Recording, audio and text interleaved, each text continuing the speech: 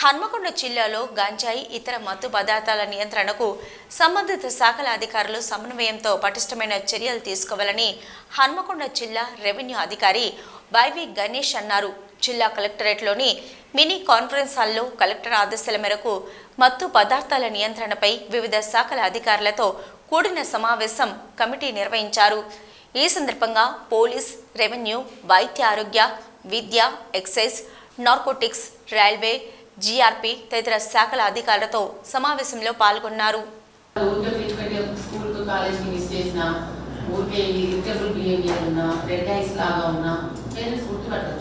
కాలేజీలో government high school Markazi ఆదర్శ హన్మకొండ కాలేజీలో మనం ఈ అవేర్నెస్ ఉన్న ఈ 4 స్టేషన్స్ అంటే ఇంక్లూడింగ్ వరంగల్, కిలవరంగల్ కూడా కలుపుకొని 77.41 kgs 19.35 lakhs worth of ganja seize అయింది sir.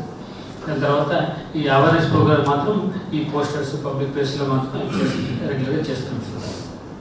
Ganja motor section case ganja కూడా సీజీఎస్ సివిల్ పోలీసుకు హ్యాండ్ ఓవర్ చేస్తాం సార్. ఇప్పుడు స్వయం మేము ఎఫ్ఐఆర్ చేసే ఇన్స్ట్రక్షన్ లేవు కాబట్టి చేసే ఎన్ఫోర్స్మెంట్ వరకు కూడా సివిల్ పోలీస్కి ఇచ్చేసి వాళ్ళకు జస్ట్గా భాగంలో కోఆర్డినేట్ ఎట్లా చేయాలి అనేది వాళ్ళకు గైడ్ చేసుకుని చేయడం.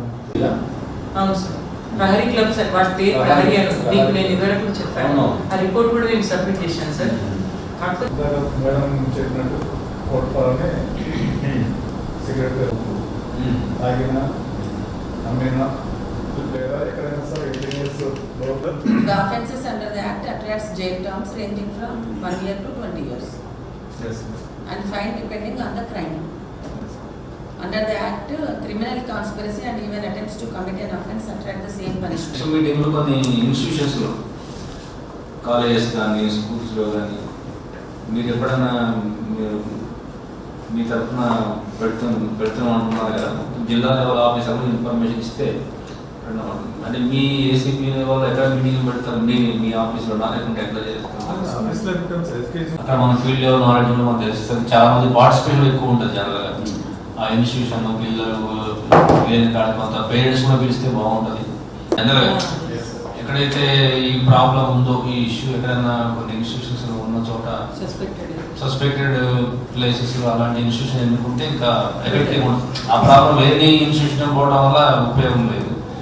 ఆ ప్రాబ్లం ఎక్కడైతే ఉంది అని మన నోటీస్కి వస్తుందో ఆ ఇన్స్టిట్యూట్లో ఆర్గనైజ్ చేసుకుంటే బాగుంటుంది. అంటే ఒకేగా మీ మండల్ లెవెల్ టీమే కాకుండా డివిజన్ లెవెల్, డిస్ట్రిక్ట్ లెవెల్ ఒకటి ఇద్దరు ఆఫీసర్లు, డిఎంఎన్హెచ్ఓ గారు, డిఈఓ అట్లా డిఐఓ గారు వస్తారు. అలాంటి ఆఫీసర్లు వస్తే కొంచెం ఫీల్డ్ లెవెల్ వాళ్ళకి కూడా దీనికి అవకాశం ఏర్పడుతుంది. ఎందుకంటే నాకు తెలిసి ఎప్పుడు డిస్ట్రిక్ట్ లెవెల్ మీటింగ్లోనే సిస్టమేటిక్ జరుగుతున్నాయి. ఫీల్డ్ లెవెల్ జరుగుతుండొచ్చు కానీ అది కొంచెం ఫోకస్ కాకుండా ఉండిపోతున్నాయి.